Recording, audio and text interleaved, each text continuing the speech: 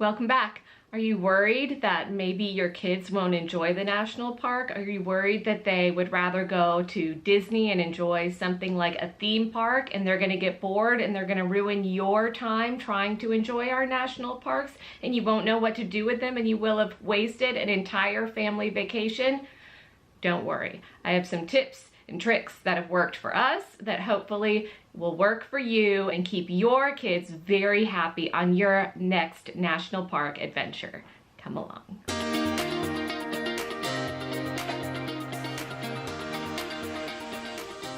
These days, it can be very hard to entertain kids, especially when they've been exposed to super fun experiences that are super overwhelmingly sensory, like Disney World or iFly or even just the internet. So keeping them engaged can be a challenge, and it is a valid concern because kids don't enjoy just a scenic drive, or they don't enjoy just sitting at a valley trying to look with their binoculars for animals for hours at a time. There is some give and take, and certainly when you are planning your family adventure at a national park, it's going to look really different than if you are planning a romantic getaway at the national park, or you are planning a big personal hiking journey at the national park. You have to take some other things into consideration, and kids require additional thought to ensure that they are going to have a great time as well. So I wanted to share with you a couple of things that we do to try to help our kids enjoy our time at national parks. The first one is we pre-party. Okay, not literally, not like you did back in college, but we give them the highlight reel ahead of time. So if we're going to Yellowstone's on my mind lately. So if we're going to Yellowstone, we might talk to them about the Bison Project, or we might talk to them about some of the history with the wolves. Or we might show them a picture of Grand Prismatic and get them curious about these things. We show them a little bit of that highlight reel, things that might blow their mind, things that might create curiosity or generate some interest ahead of time. That flows right into the next idea, and that is to create curiosity. You want them to feel excited, and just giving information is not as helpful as actually creating curiosity within them. They may ask you, when you show them a picture of Grand Prismatic Spring, they may say, "What is that?" Or "Is that real?" Or "Can I touch that?" Or "Can I swim in that?" And sometimes the best answer might be to retain that curiosity within them so they have something building up and that they remain curious about until you get to that destination. You may say, "I don't know, there's a lot to that. I've never seen anything like that in my entire life. We should stop at a ranger station and ask a ranger. We should talk to a park ranger." And so that may start your child off with some sort of agenda, something that they need to get done, some curiosity that they need to clear up.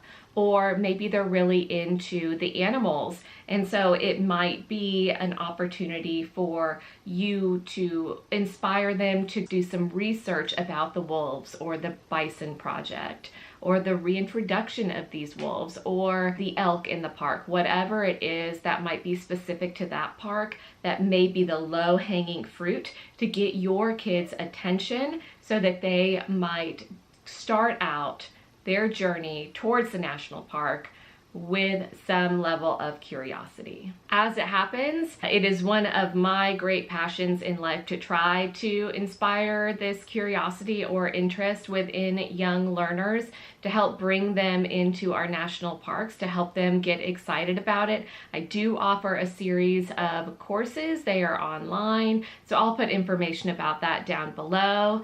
However, you can, of course, have a similar effect with your own children by giving them that highlight reel and creating the curiosity in your own home based on their own interests. The next thing is when you get to the park. When you get to the park, start at the visitor centers. I love visitor centers, and I'm going to talk about visitor centers all of the time. But sometimes the visitor centers are what draw the children in. The visitor centers really do a good job, many of them, at creating curiosity, at honing that interest, at capturing your children in a different way. It could just be the awe that they have looking at the rangers and feeling like they're in the presence of this law enforcement officer, and how cool is it, and the outfits that they wear and how different the ranger outfits are from police officers or people in the military. So sometimes it can be as simple as that. Other things about the visitor center: my daughter loves the visitor centers. Maybe that's just because she likes to shop. Maybe that's because sometimes they have crazy fun snacks. Whatever it is, the visitor center is a way to engage people that maybe don't have just that innate interest in exploring through hiking or exploring through watching or the scenic views. The visitor center can really help, and it can capture little pieces of somebody's interest that may not be captured as quickly or as easily when out on the trails. So stop at the visitor center. That will help create the curiosity. Additionally, while you're at the visitor center, you could get your children junior ranger books. Now, some of them may just flip through the book. They may not have interest. Some of them may find one or two activities that they might enjoy, and some of them may want to do the entire book cover to cover. Either way, most of the time, these Junior Ranger books are free, and they will create some sort of talking points, at least something that you can share with your child or discuss with them or point out when you are on the trail or doing whatever family activities that you went to do. So grab that Junior Ranger book.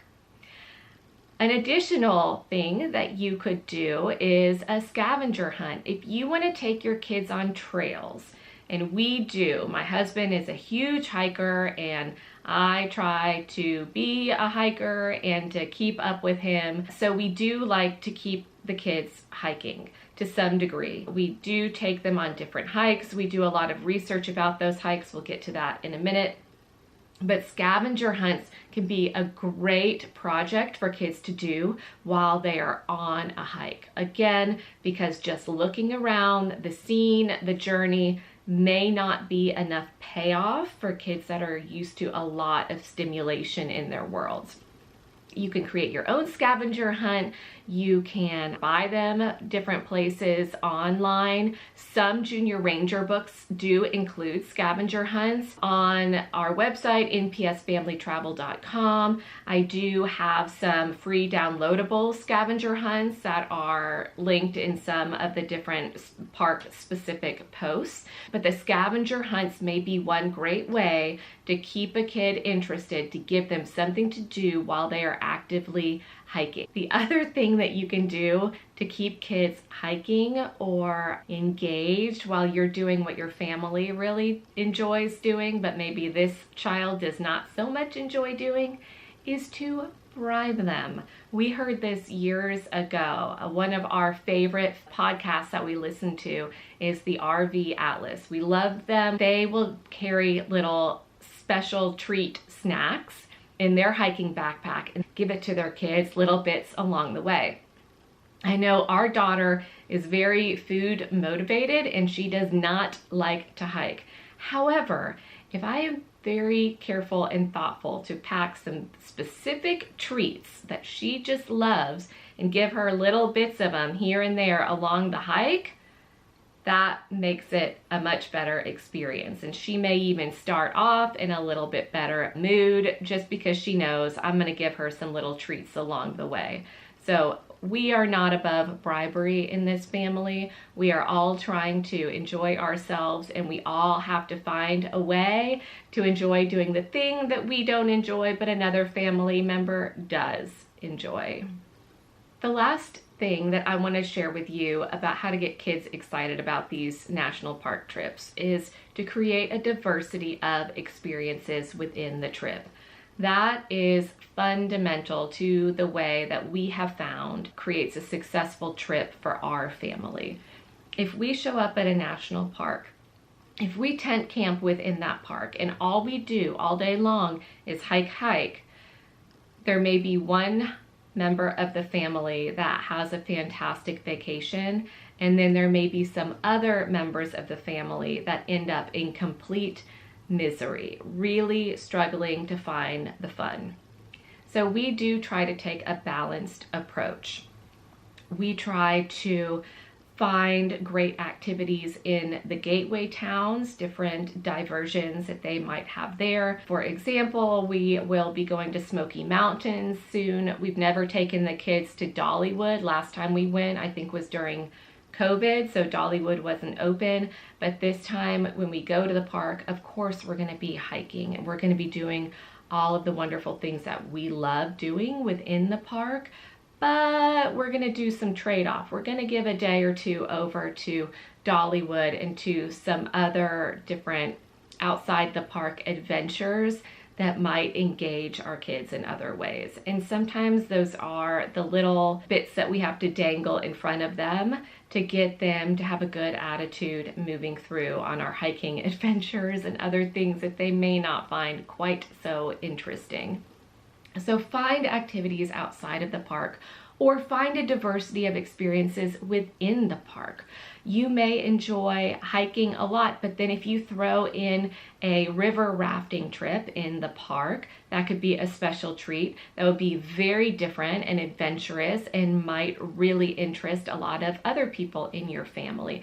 And then they can get through and try to have a good attitude about the hiking, and then they enjoy the payoff of getting to go on their river rafting adventure. Anytime you can do a guided tour, anytime you can go to fun places to eat or stay at really cool accommodations, those really help to diversify the experience of going to these parks.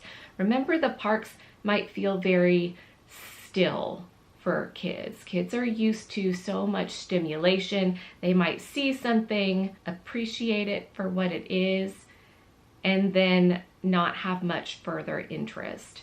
So the objectives are: do what you can to create interest ahead of time, create interest during the journeys within the parks, and also remember to throw them a bone and to diversify the experience. Toggle back and forth, in and out of the park, experience to experience. And then they will have fantastic memories, and they will also believe that they love our national parks as much as you clearly do. So that's what's been successful for our family. I would love to hear additional tips and tricks that you might have on how you keep your kiddos engaged and loving our national parks, and you create really great family memories. So join us over on NPS Family Travel. If you would like a free downloadable scavenger hunt, you can get one there. You can get additional information about the courses that I teach to prep the kiddos for their big national park adventures. And of course, like and subscribe if this content is helpful for you and you'd like more of it. Thanks so much for joining me. Have a great one.